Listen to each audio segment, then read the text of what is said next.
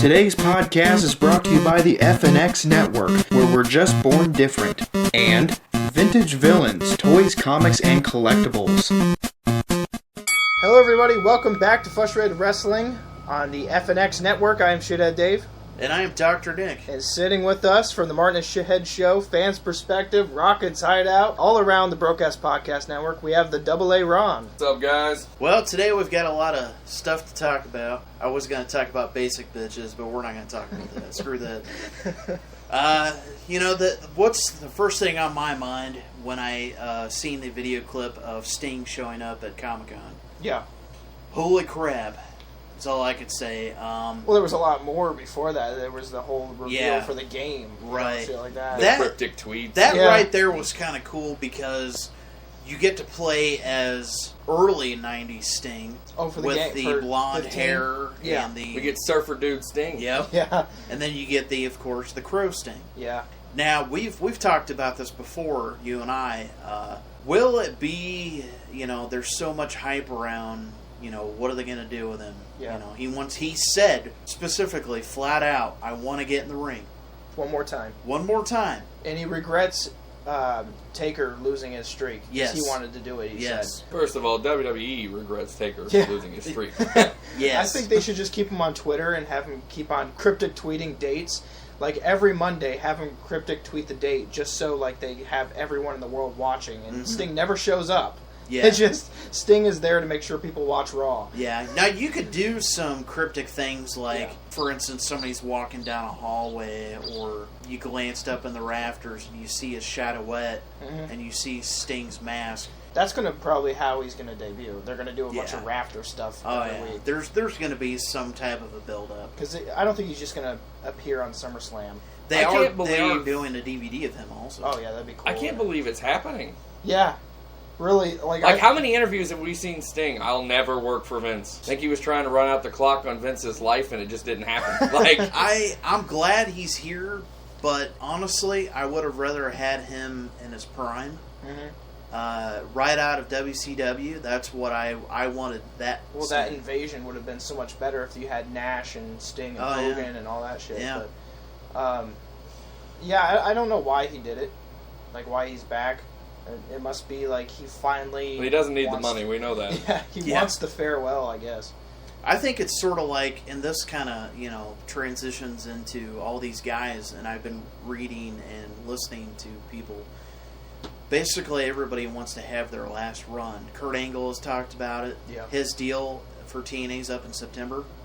He wants to have his final run in WWE. Yeah. Dudley Boys want to have their final run there. Well, no matter what you think about the company, I would want my last run there, too. Oh, absolutely. Because it'd be seen by everybody. Yeah. You get a DVD deal out of it. Yeah. Right, you're going to get a DVD deal. Yeah. Do you think that Sting, wants to prove that, he's still got the fan base to himself? I know he's still got the fan base. I understand that. But, WWE is kind of like the top of the mountain. I think he wanted to do it while he was so old that he could only have one more match, so they couldn't keep him on long enough to tarnish him. They bring him on as Sting, and his age is up there to the fact where he's not going to stay long enough to be put in a stupid program. Right. But Vince is all about people losing. Well, that was his biggest fear, because the reason he didn't come over in the invasion was the Booker T incident, where The Rock said, "Who are you?" Get buried. Yeah. So.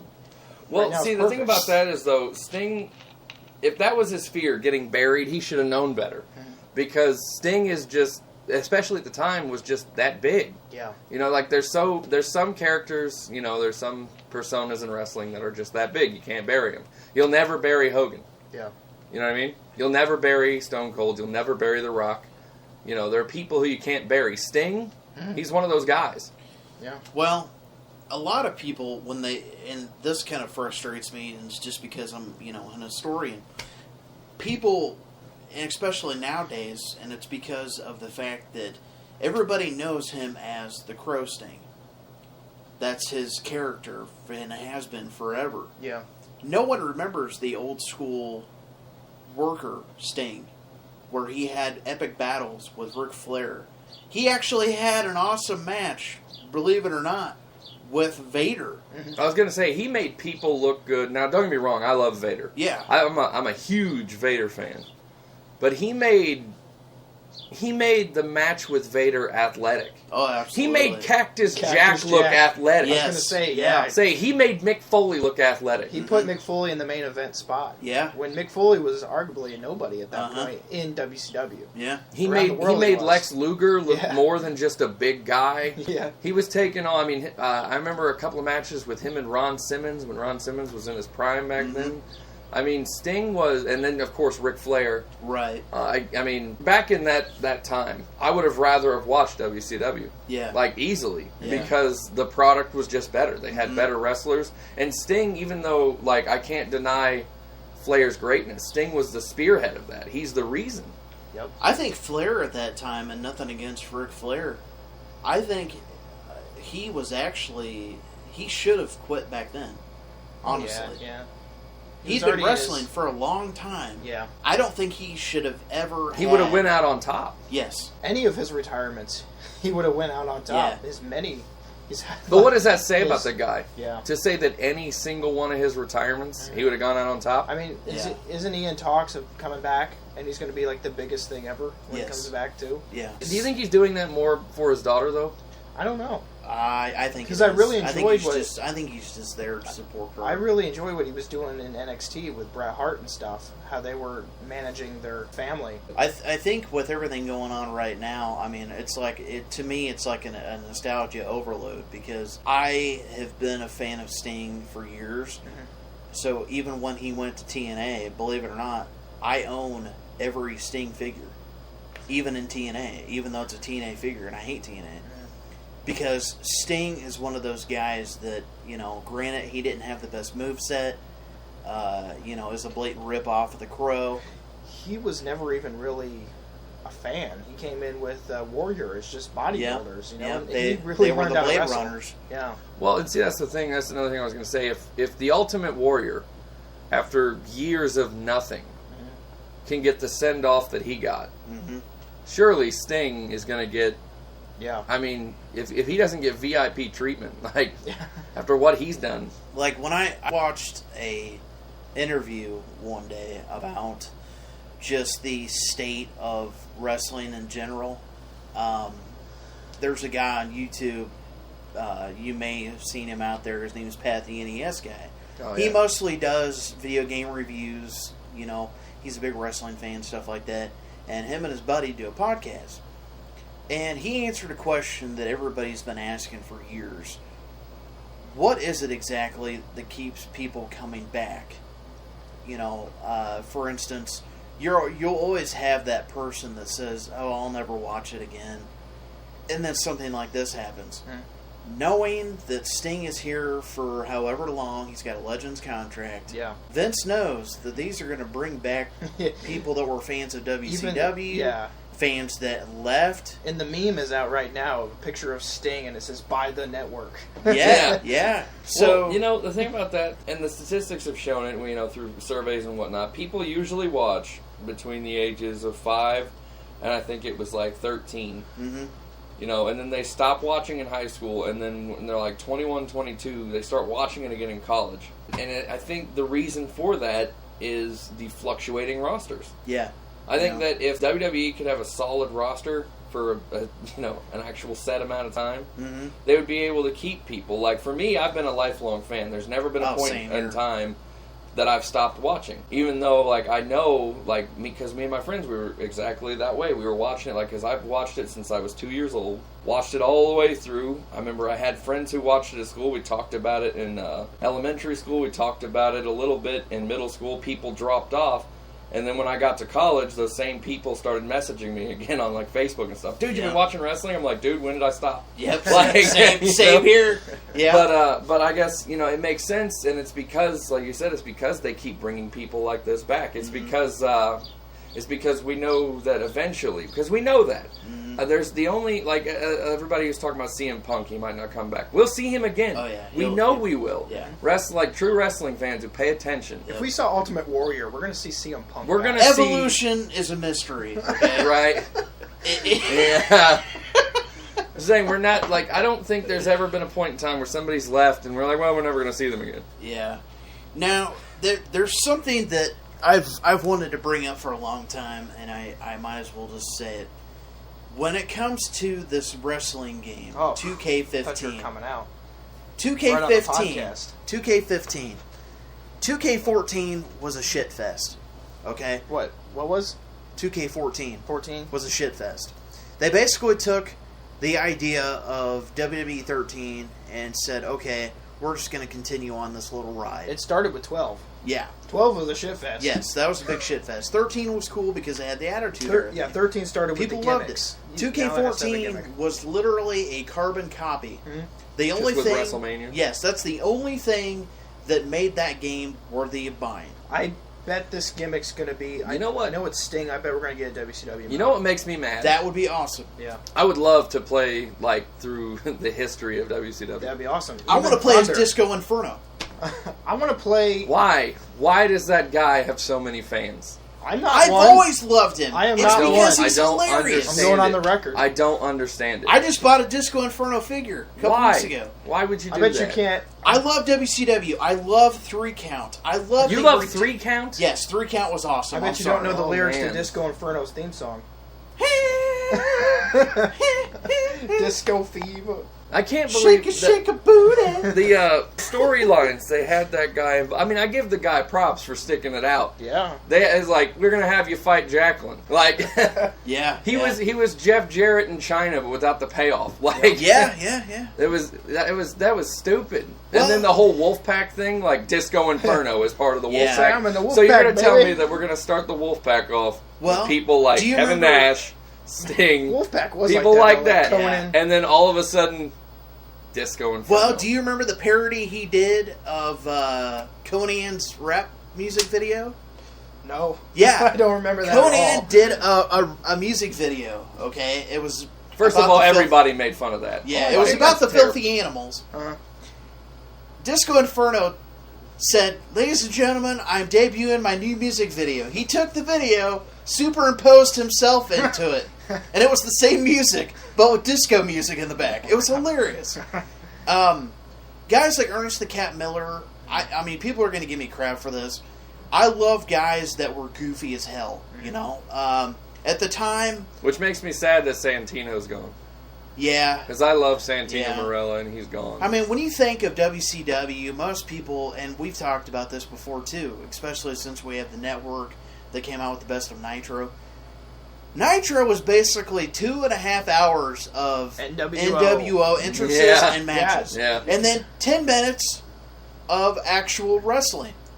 Half the show was them walking to the ring. Yeah. You know? It was like... Especially since Eric Bischoff took 12 years to get to the ring. Yeah, because it was like... He had to drive his motorcycle down. It was like... I'm pretty all right, sure that when they were driving from city to city, their entrance music was just in the limo the entire time. Yeah, Just- probably. Yeah.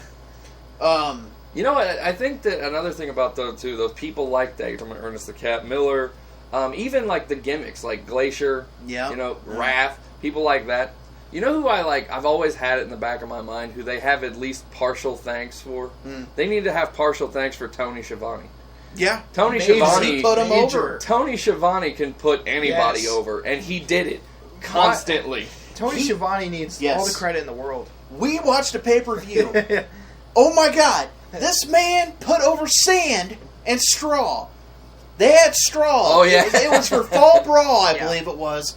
And he says, "Man, I believe he got some straw in his face." And as we all know, straw can be very abrasive to the cornea. Yeah.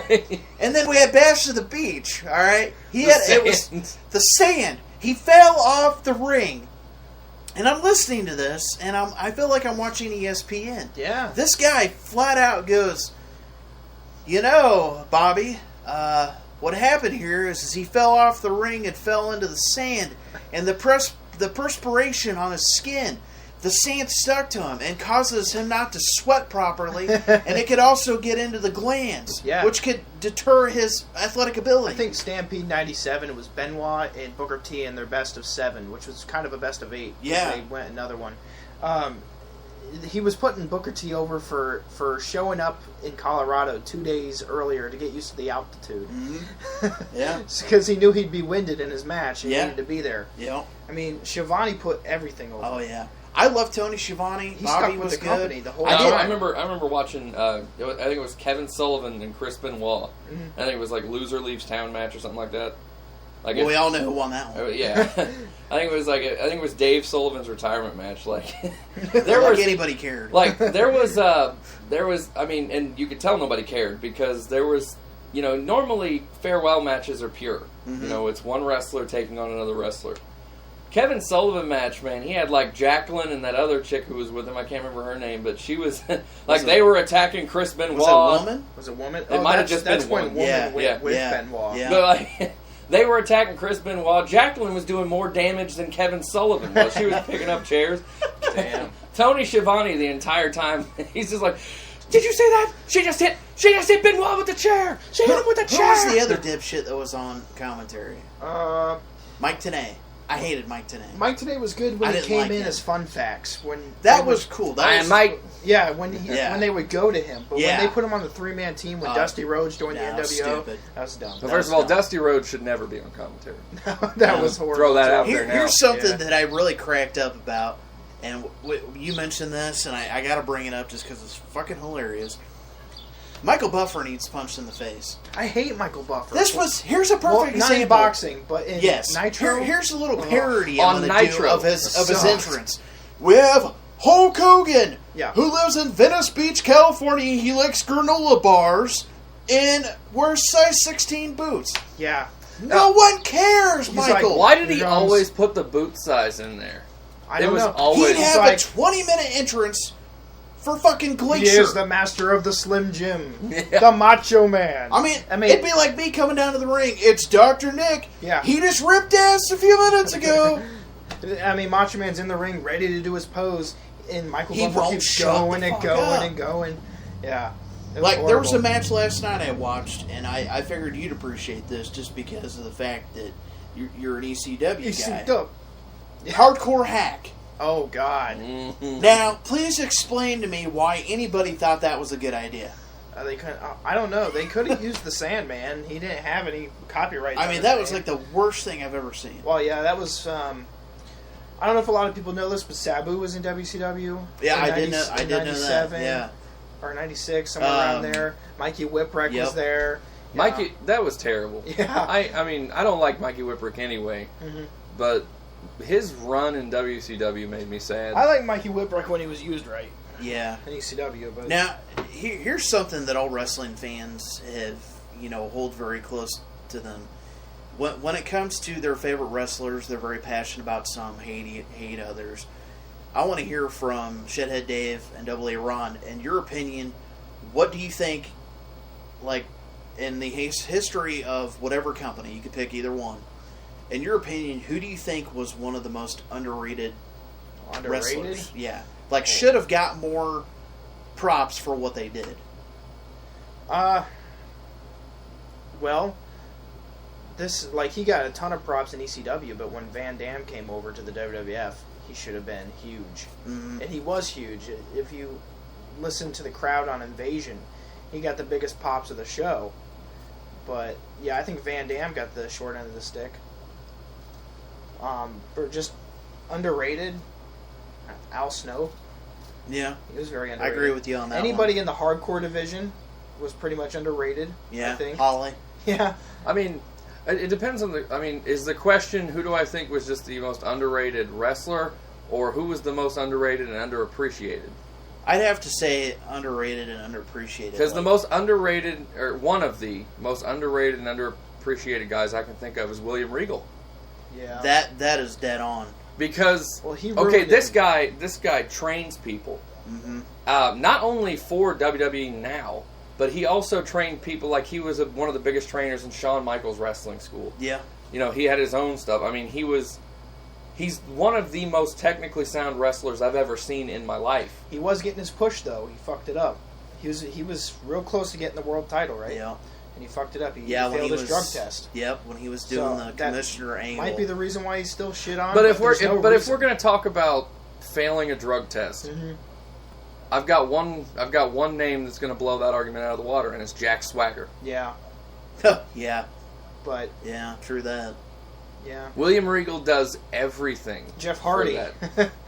Yeah. Jeff Hardy's not underrated, and he's definitely not underappreciated. Well, I mean, with the drug factor. Right. Failing a drug test. Yeah, he failed a drug test, and they're like, here's a bunch of titles. Here's the IC title, yeah. Yeah, here's a bunch of titles. You're right. He is very underrated. I think it's William Regal because, I mean, like, there's a joke. I watch wrestling when I can if I'm not working with my aunt on Mondays. And we have this joke that William Regal just sweeps now. Like, he doesn't do anything. He's got that scowl on his face, and he's just got a push broom, and he's just sweeping backstage all day. Like, because that's how I feel like he's been swept under the rug that much, that he's just back there, and he walks back, and somebody steps in his dirt pile. And I remember... You besmirched my floor. Like, I remember when they brought him in. Hell. Because when he was in WCW, he was huge there. The Blue Bloods? Yeah, he was Lord Steven Regal. Yeah. And then they brought him into WWF, and he had a really big feud with The Rock. Yeah. And they basically... He's always been the get this guy over guy. Mm-hmm. Now, one of the things that I thought that they should have done, which they didn't, guys like that, and they used it as a storyline on WWE 12. Why wouldn't you have that guy run a stable? Yeah. You know, that storyline, that WWE 12 with the video Drew game, McIntyre the invasion, or what did they call that? Un-American. Yeah, the Un-American. But that invasion. was the Canadian thing. Yeah, but I understand that. But think about that. Think about Kingdom or something. Yeah, something like that. But anyway, think about that. Think about how huge that could have been, because we've seen, like, don't get me wrong, I loved Nexus. Yeah. Mm-hmm. I hated the Core. Oh, me too. But I loved Nexus. I love stables. Yeah. Stables have been a cornerstone in WWE for a long time. And we don't have any right now. We don't have any big stables. Well, there is one coming up right now. They broke the Shield. What's coming up? The New Nation of Domination. Oh, they've been talking about Xavier Woods. Well, they've hinted at it, and they finally started. Xavier Woods. Yeah. Kofi Kingston, Big E, and I think if they really want to legitimize it, they need to put Mark Henry in it. Yeah. Well, going back to William Well, you Regal, understand that if they... Go ahead. Okay.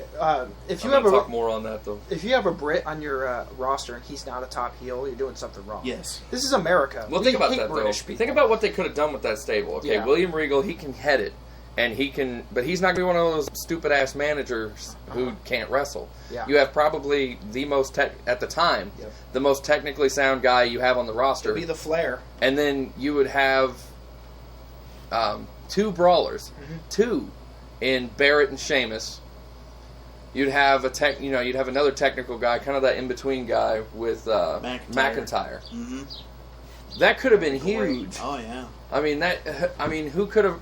Then you could have the whole United States angle taking on the Europeans, and then you got that clash. And it's so perfect too, because right now WWE fans in the UK are bitter because they're not getting the network, they're not getting all this stuff. So they could like break kayfabe with this thing and just go like all out on how the UK is overlooked.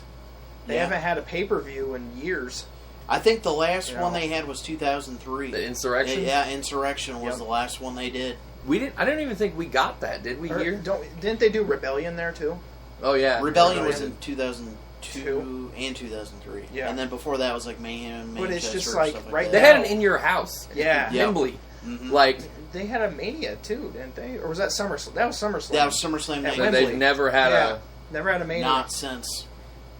Wow. And think about how huge that was. Like, I'll always remember Bulldog taking on Bret Hart. They have always. I'll remember LOD riding out there on their motorcycle. They got more passionate crowds overseas. Yeah.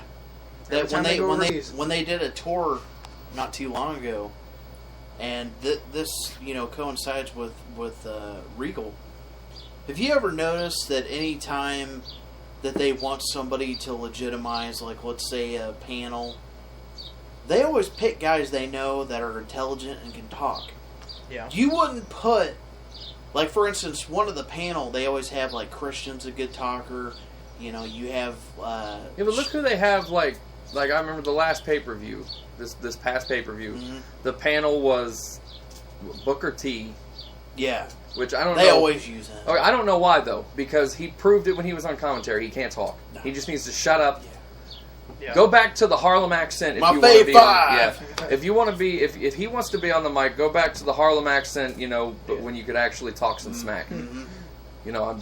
Hulk Hogan, I'm coming for you. Before his lines the King Booker thing just ruined him. Yeah. Before his lines were just, tell me I didn't just hear that. Yep. Right. I was watching the network the other day, and I was half asleep, mind you, because I watched the network to go to sleep. Yeah. I'll just be like, no offense, you put but in 2008 or something. Yeah, no offense, but I mean, what you put on Batista wrestling hasn't always been good. Yeah. So I'll put on one that I know is going to put me to sleep, or one that I love. I've just seen a bunch. Yeah. Yeah. And I'll fall asleep to it. I was listening, and I swear to God, I heard somebody was coming backstage with Booker T, and Vince was there, and I swear to God, I heard Vince go, "Booker T, my nigga." Yeah. Yes, he did. Yes, he did that. He did that like 3 times, yeah, right? He would do that all the time. And he just, "Booker T, my nigga." And then he'd put his hands up, and then he'd walk away. Yeah. And Booker T be like, "Tell me he did not just say tell me that. I did not just hear that." He would always do But that. back, speaking of my niggas, we're going to go back to this Nation of Domination thing. The only way they could legitimize that is to have Mark Henry. Think about the original Nation of Domination. Mark Henry, Farouk, The Rock, D'Lo Brown, top-notch wrestlers who were at... And Kama. And Kama. Yep. Kama Mustafa, yeah. And Crush was there for a little bit. Crush doesn't matter. But they had legitimate No one tough guys. They had legitimate tough guys. Yeah. And legitimate wrestlers. Who were fed up. Mm-hmm. And they were just, it was literally the guys who were getting shit on. It was the Black Panthers. And it mattered. That's all it was. Yeah, it was Black Panthers, but it mattered. Like, it made sense. But does because, still and think matter about it. today? Think about it. Like, because considering Farouk, Yeah. like, he was the perfect leader for that. Because Farouk, Ron Simmons, was a champion in WCW. He comes to WWE and he gets shit on. Oh, yeah. He just gets shit on. Yep. They completely swept him under the rug, which they did with most WCW talent. They're like, oh, you were top talent over there. Well, you're a B-League player here. Get out of here. Uh-huh. That's what they did. So it made African-American WCW champion. Going back to Sting in 2001. That's why he didn't want to come over. It made perfect sense. Goldberg, too. It made perfect sense for him to be the leader of that. Now, I don't know if it worked. Even if you have Mark Henry, I don't know if it matters enough. Because Kofi Kingston has never done enough, in my opinion. I don't think so either. To warrant being upset that he doesn't have a title. Well, you know who should be upset? R-Truth. Yeah. Because he was primed and ready for that push, and they took it from him. And they're trying to do this with the Rusev thing. Does white versus black matter much anymore? It'll always matter. As it did in the early 90s, though, with the race riots. Here's of course it doesn't matter as much. Here's the thing with Rusev. They're don't matter. They're trying to play on the... It's not the Cold War anymore. Here's the thing. They're trying to play on that little skirmish they got going over there in the Ukraine. Yeah. Where technically, right now, we're having relations problems with Russia. You know what the problem... One of the biggest problems with Rusev is that WWE Creative is not doing enough to make him look legitimate. He's very obviously gimmick. You want to know the first problem? Yep. The Titantron video is Google images of Russia. Basically, they took pictures of stereotypical Russian shit. We were shit. mentioning him before the podcast. What was his name? Nathan Jones. Nathan Jones. He was legit. He was kind of scary. Yeah. That's what they need to do with Rusev. Well, okay, but Rusev, he's a power lifter. Like, that's what he is. He's also Bulgarian. He's Bulgarian. They said that at the beginning, though. I know, but here's the thing. They called him the Bulgarian Nightmare. They got Lana, who is the Russian, okay? I get that. He's a supporter of Russia and Bulgaria. He doesn't talk. She talks for him. That's fine. I get that. But every time I see his matches, I'm like, he's not wearing boots. He looks stupid. He looks like a fatter version of Samoa Joe. He's got muscles, but he doesn't look like he's seen shit. No. He doesn't look rugged. No. You know, he looks like a young boy. Really. Yeah, He pretty looks much. in his early 20s. He hasn't seen anything. He's got like these boy short trunks. Yeah. Well, and it showed in the because like when Nails came into the WWF. Oh. He's seen right. some shit. Well, Yeah. it showed though in this last pay-per-view when he took on Swagger. Hmm. That's his first big match, Mhm. and Swagger took him to They're school they're Yes. trying to that make him entire do- match. Yes, I don't he know if that was by design. Yeah. But Swagger I don't know. took him to school. It was not even like if you would have watched this match, it was not a match. Swagger was just whooping his He ass. dominated him the And entire then time. the finish was they had him get knocked out Yep. by the ring post. He got knocked out and couldn't answer the count of 10. Well, you know who Rusev would be if the man was still alive, and imagine what he'd do now. Umaga. That was a big guy. What they're trying to do with Rusev right now, Yeah. it looks like he's seen some shit. That was and he legitimate. could back it up. Yeah. You know, and everybody knew he was Jamal. Yeah. But still, he Yeah. was a legitimate enough as the Samoan bulldozer that you bought it. Oh yeah. That spike was deadly. I don't know if anybody's going to buy, because I don't. I see right through, because like I said, they're not doing enough to make him look like a legitimate wrestler. Right Yeah. now, he's very obviously just a gimmick guy. Yep. That's all you're going to be. You're I going to see be... it Same with gone. Ryback. You're going to be the Russian. By who- next year it'll Yeah, fall. but Creative screwed that up when they didn't give him the title. When they didn't give Ryback the title, that's where Yeah, they they screwed effed that it up. up. Big time. People were sick and tired of CM Punk at that time. And, I mean, they screwed him over with a ref. Then they screwed him over, With you the know, Shield. with the Shield. I mean, It's- granted, they didn't have to give him the title for very long, but no, but I'm saying that people were tired of CM Punk. yeah, they were. People loved Ryback. And they, you know, that's why a lot of people bitch about the fact that The Rock got the title. Yeah, You know, like, oh, he just gets to come in at Royal Rumble and beat CM Punk? Yeah, because they didn't let Ryback beat CM Punk. Yeah. That's why. Don't blame The Rock. Blame WWE Creative Well- because they've been screwing up for 2-3 years now. you seen the crap they came out with right after that, where they tried doing a bullying angle with Ryback, Yeah. where they had him come out wearing a beanie and a leather vest to make him look tough. Like Bully Ray. Yeah, Is that when Bully Ray that came went out after about 2 weeks, Yeah. and then shortly after that, they decided, I got an idea. Wait, where's Curtis Axel? Where's that asshole Oh, at? yeah. Let's pair him with him and make him look like Ronald McDonald. Right. Be They Ryback, did. so- They put him in tights that were yellow and red to make him look like fucking Ronald. I'm like, Ryback's Fuck Ronald. I don't It's know. like Crap Fest versus Crap Fest. Like, I don't know what Ryback did. Or I know if what he he- did I know anything what he at all to piss Vince off. I know what but- he did. 2 things that he fucked up on. And Ahmed Johnson was guilty of this. Wearing too many knee pads up He his got legs. a big guy that hurts people. Yeah. Oh, okay. Ryback hurt 2 or 3 people. Mabel did the same thing. Yes. Okay, but Ryback why didn't hurt they do... CM Punk. Ryback Ooh, hurt John Cena. Okay, he hurt the wrong people. Well, okay, He well hurt here's the thing stars. though. If you're gonna punish him for hurting people, why not do what you did with Chris Masters? Because Chris Yeah. Masters, when he came in, I think who was it, Marty Jannetty or something? He broke his nose, like legitimately with a double axe handle, broke his nose and like really fucked him up. Yeah. And then he hurt 2 or 3 people with the Master Lock. So what they Yeah. do with him? They were like, okay, you go back down to NXT and you stop working out for like 2 months. Yeah, And he he's stopped. actually down to regular He size. stopped. He came back regular size, and they're like, "Okay, you're too big." They came back, gave him some better training, and then he had a pretty good run. So if that was their complaint, fuck, if they can send the Big Show down to Yeah. Ohio Valley Wrestling at the time, then they can take Ryback, send him back. You know, like this is how do you redo the, reteach him how to do the moves, bring him back because I don't care. I love Ryback.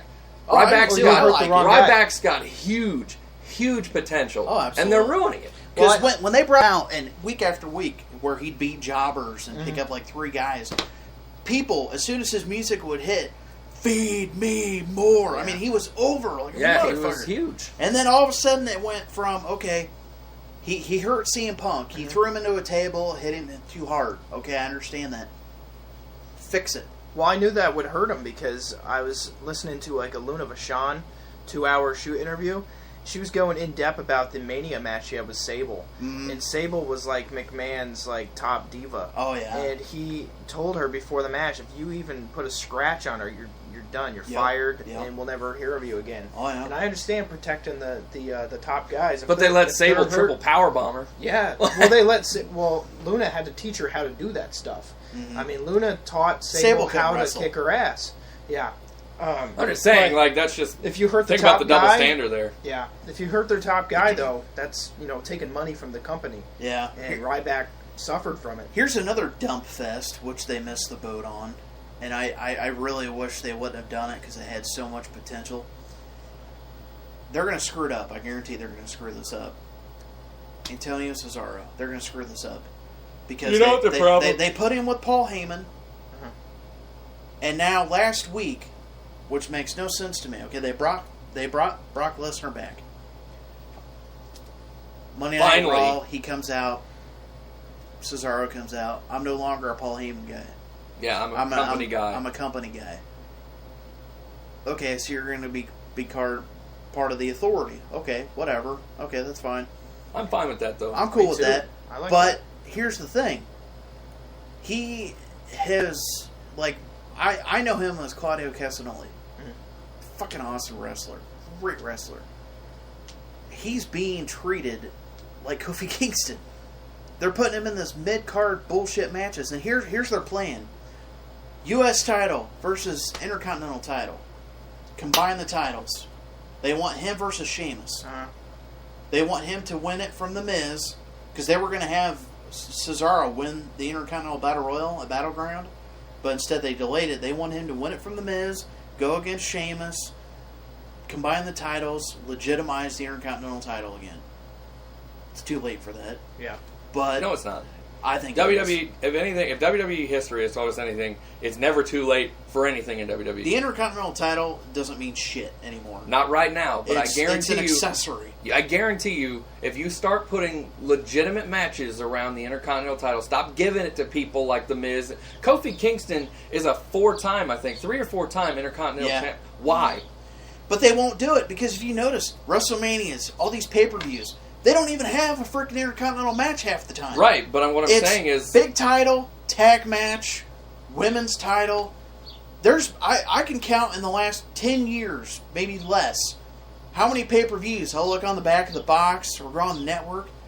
There wasn't even an Intercontinental match for like 6 months. You forget who had it. I understand that, but what I'm saying is to say that it's impossible, to say that it's not going to happen and it's too late for them to legitimize it again, that's not the truth. Who was, in your opinion, who was the last Intercontinental champion that actually someone gave a shit about? The last Intercontinental champion that someone gave a shit about? Yeah. Me, it was Hardy. That was a long time ago, though. It's around 2006. Yeah. Me, honestly... I think the last person that had an Intercontinental title, which actually meant something, granted it was kind of at a weird time, 2002, Triple H had it. I would say that's the truth, but I mean, when Jeff Jarrett had it, people cared. Yeah, they did. They did. China being the first ever women Intercontinental title holder. That was a big deal. They lost the definition of the Intercontinental title. It's supposed to go to workhorses. The reason why they screwed up so bad was because when they... People even cared when Drew McIntyre held it. Yeah. They cared. People talked about it. I heard it all the time. Like somebody needs to beat him. Like when Triple H had the Intercontinental title, that proved, yes, he is a multi-WWF champion. He's got the Intercontinental title. Most people think that's a downgrade. It wasn't. Jericho holds the record. Yeah. What's he, like 9-time Intercontinental champion? Yeah. If he won it tomorrow, people would go apeshit. Rob I Van would. Dam's big on it too. You know, like a 6-time or something. Edge holds the record for the most title runs with like the most title belts like in a career. Yeah. When he was Intercontinental champion, people gave a shit. But but the difference between like this podcast and one, a couple weeks ago, or even the one that we all three were last on, I can now. The ECW one? No, it was was it the ECW one? We were all. Yeah, I think so. I thought there was one in the middle of that. Was there? I could see. Oh, the guy. Yeah, the guy. The guy. Okay. Yeah, I could see the light at the end of the tunnel now. Like from that podcast to this, I'm actually seeing WWE making small improvements. Do you think it's because they're scrambling? Yes. Because their ratings have been taking hits. Yes. And like from Vince lost money. We all know that Vince cares about money more than he cares about anything else on the planet. 97 to 98, so, they were scrambling fucking huge in those years too. Oh yeah. And, but look at the product we got from that. Yeah, I know. You know, when WWE is backs against the wall, we usually get a spectacular product. I think they're in the starting aftermath. to finally realize that they need to listen to their fans. Yeah, because this is the first time in history that they have to change because something they did. Because not here's because the of thing: competition. they're starting to realize that who buys our tickets, who buys our merchandise, who pays $9.99? Yes, yeah.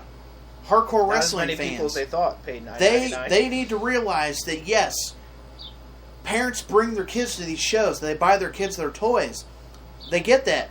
But who has to bring them to the show? Yeah. The Who has parents. to sit through it, yeah. The parents who were there in the Attitude Era. Who were there in the Hulkamania era. See, like that's who it needs to be for. We were talking, and speaking of things like that, with WWE having to step up their game, you said that they're going to screw up Cesaro. Yeah. I don't think that it's just the company that has to step up. I also think that wrestlers have to. No, definitely. Cesaro, I love him. I love to watch him. But he's not a superstar. No, he doesn't have the air of super. Bret Hart was bland, but he was a superstar. Even on the indies, they love Cesaro because he was a wrestler. Him and Chris Hero. If he would just wrestle. Yeah. See, that's the thing. Like a lot of people, they don't do things because Vince tells them not to. But if you do something that Vince tells you not to do and it goes over, Vince is going to let you run with it. Because he's not stupid. He won the risk. Andre the Giant Risk, Invitational. Yeah. No one even remembers he won the damn thing. I don't even think that thing should have existed. He won that night. That was it. Yeah. And I was like, all right, you guys are going to honor Andre the Giant with a Battle Royal tournament with a bunch of turds. Yeah, there was not one person in there that was Big linked Show to the past. Yeah. That would have been cool. The Big Show should have won that Battle Royal. Yeah, that would have been cool. I hope it's a one-time thing. Oh, me too. They say it's going to be annual, but I hope they scrap it. I hope not. It's just too far into the past. Give them a DVD for fuck's sake, you know? I have as one opposed DVD and that to sucks. Yeah. That's matches. Those aren't even WWF matches. Yeah. Now, since I'm a big toy collector, the big announcement at Comic-Con was the line of Mattel figures that they're going to release. Bring it back to Sting. Sting, very first WWE figure. Are you even happy with the way that looks? Yes. I think it has too many things that move on it. Here's why I'm happy about it. Because they took the original idea from Toy Biz in 98, made it better. They It's put the 97 Sting. Yes, they put a real leather coat, a real wooden bat, and they're going to make it to where it's very articulated. They basically took the idea, the concept of, okay, let's make this simple. Let's not make it look like he does now. They took the 97 Sting, which is what people wanted. The pads everywhere. Yeah. Now, the other figures, which I'm really happy about, which are really good throwbacks, they're doing a Roddy Piper with the white shirt with the Panther on it.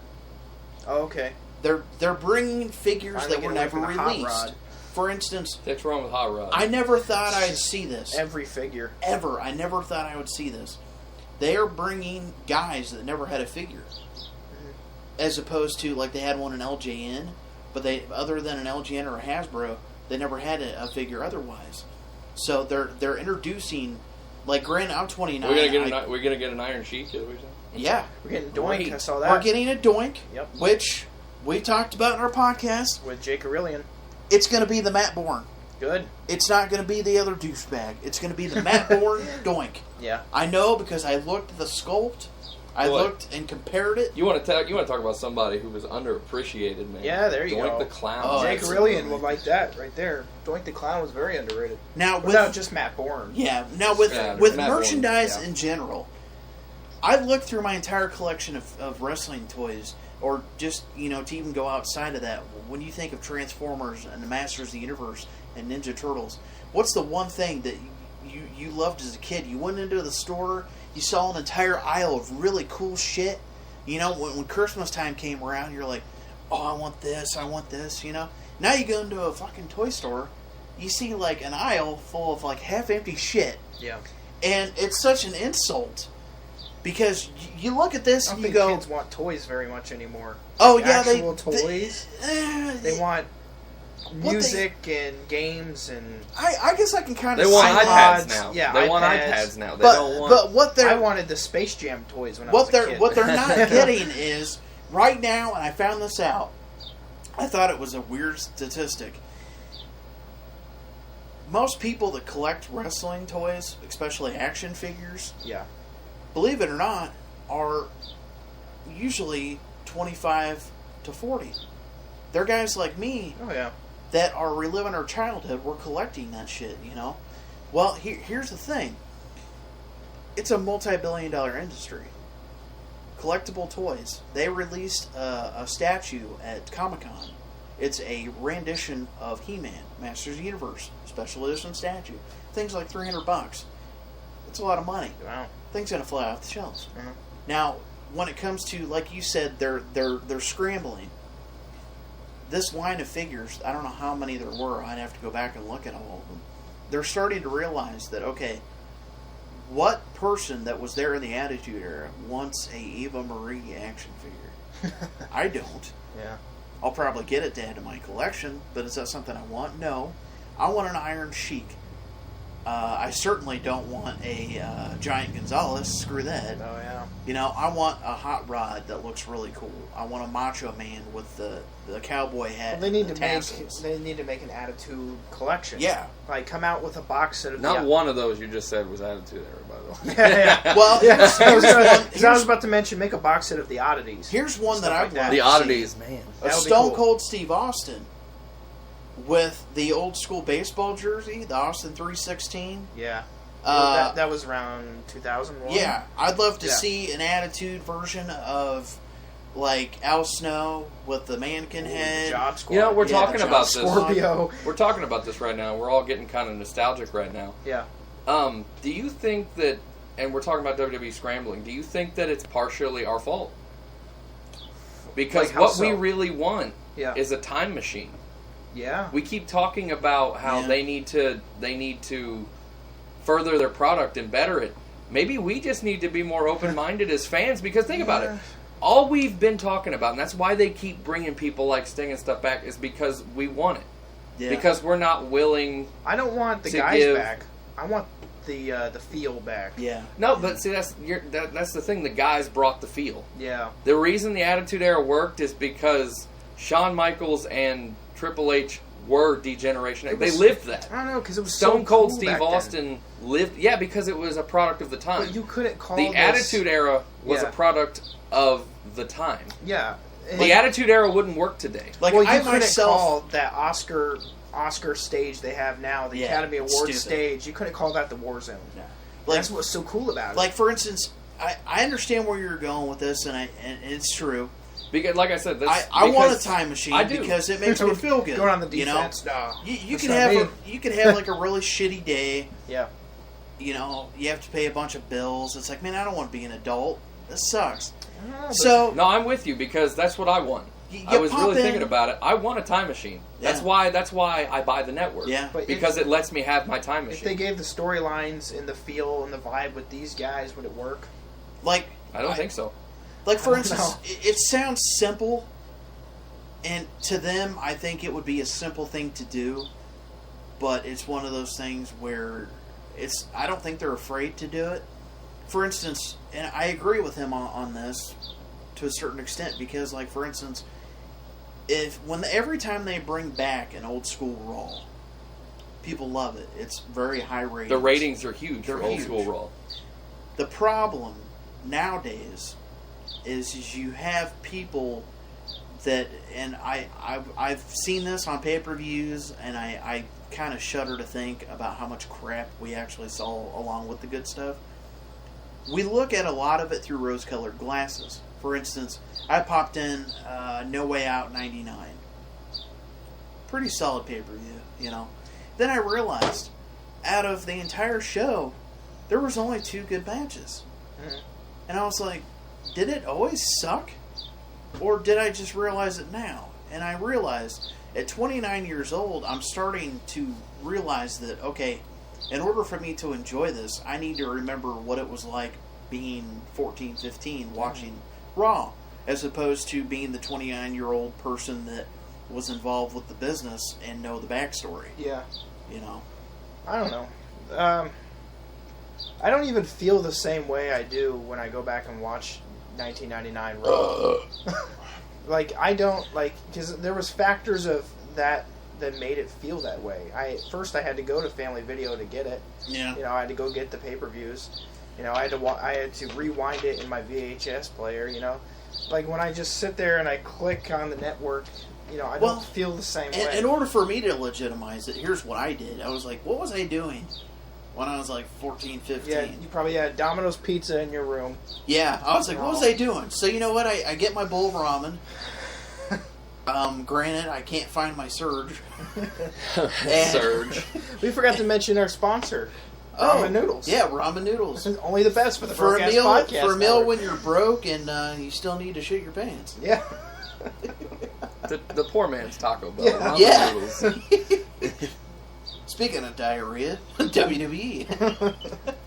I don't know. There's so many things out there that, you know, people are always gonna. No matter. I mean, like, for instance, my dad and I were having a conversation one day, and you know, he's 58 years old, so like his wrestling was like old school. You know, he used to go to the armories with his dad and watch, you know, guys like Harley Race. You know, a lot of the old school guys. So, for instance, you know, when they see stuff like that, you know, on the network, eventually they're going to start adding a lot of older stuff too. To them, that's their nostalgia. For us, it's the Attitude Era. For me, it's the Attitude Era. See, and for me, Hogan though, era too. See, for me though, the Attitude Era isn't nostalgic to me. For me, nostalgic is, I don't know if it's just because I've been watching it since I was that young, but for me, nostalgic is Jake the Snake Roberts. Yeah. Nostalgic is The Undertaker tombstoning Hulk Hogan and putting his necklace on his I mean, I didn't want to sound old, but like, I started in '89. That's when I was born. I started, I started in '89. So, like, one of my first memorable matches, which it wasn't really that good of a match, but, you know, that's besides the point. It was Hulk Hogan versus Big Boss Man. Yeah. For the WWF Championship. In the cage? Was that the steel cage? Yeah. I have that on video. Yeah. And I'm like, alright, you got a big fat uncle. Yeah. Yeah. See, for me, though, I didn't start watching live. Like, I was born in '89. Mm-hmm. So, I mean, I was, 2 years old in '91. Yeah. I started watching tapes. Coliseum videotapes, stuff like from that. the 80s. Yeah. I started watching wrestling in the 80s because that's what we had. Yeah. Sitting around the house. Okay, I'll paint you the picture. Yep. I'm sitting there, and I look over at the movie case because, I'm the only one for some reason in the room. I look Your over. parents left you. I look over at the movie case, and I see like the little kid shows. I see like Winnie the Poohs and Aladdin's and things like that, and I'm like, I love those. Don't get me wrong, I watched them. But then I look over at my Uncle Richard's movie case, and it's like WCW 1984. I'm like, yeah. Put that in. I put that in and fell in love. Yeah. I fell in love instantly. Yeah. So I started off watching all those tapes. And then I think one day my Aunt Chrissy was like, wrestling's still on. Like, they still do this? Like, yeah, every week. Watch it. Like, yeah. Well, like, I remember one of the very first memories I have, besides, like, it was one of the early ones. I think it was like 87, 88 maybe. I was really little. I was only like 2, 3 years old. My brother was in his room, and we had these little yellow, little tight chairs. You've seen those? He was sitting on one. Chairs. Yeah. And I was sitting on one, and I was like, hey, what you doing? And he's like, oh, I'm watching wrestling. And it was Tuesday Night Titans. Oh, man. With Vince McMahon and Lord Alfred Hayes. Mm-hmm. And it looked like the Tonight Show. Oh, man, Lord Alfred Hayes. And I remember, because it would do some talking, some interviews, some matches, go back and forth, And I didn't know what it was. I'm like, what is this? And then about that time, I was like, he's like, oh, it's wrestling. I was like, I saw the colorful characters and stuff. And then my mom and dad would get us the little Hasbro toys Which, by the way, Hasbro's, they were only $4. Mm-hmm. $4, $4 or $5, depending on the tag teams, in a box or whatever. Now you go out there, they're $20 for one fucking figure. Damn Jack specific. Yes. All right, well, we're going to wrap this up. That was 55 minutes. Holy butt monkey, Batman. Before we go, though, since it's only 5 days away, we want to mention a show we're going to do on the Broadcast Podcast Network called Nerdploitation. Doing a shout out to the Nerdploitation. Yeah, for anybody who wants to cross over to our YouTube channel. That was an explanation of the Nerdploitation. My face is all over. Hell yeah, it is. And if we've got a little trailer out for it right now. If you're subscribed to us, you can watch it there. If not, Broadcast Podcast Network on YouTube. It's just 30 seconds of video of us doing Nerdploitation. Make sure to check that out. Yep, but starting Friday, August 1st, you're going to see the full episodes every Friday. And if you disagree with Aaron on the fans' perspective, check out Nerdploitation, because you will have a field day of comments. You know what? Just subscribe to the Broadcast Podcast Network. Watch all of our content. It's all pretty good stuff. Like us on Facebook. Follow us on Twitter. Yep. You can follow all of us on Twitter individually. Yep. My life isn't really that great. It's simply awesome. Simply AWSOME 85. Just yesterday I tweeted that I farted in Big Lots. You can follow me. You can you can tweet me there. It's at Arathios, at AURETHIOS. And I am at shithead_Dave on Twitter. And to find us on YouTube, youtube.com/2brokejoblessguys. All right, guys. Thanks for watching, and we enjoy your comments, and we'll see you on the next one.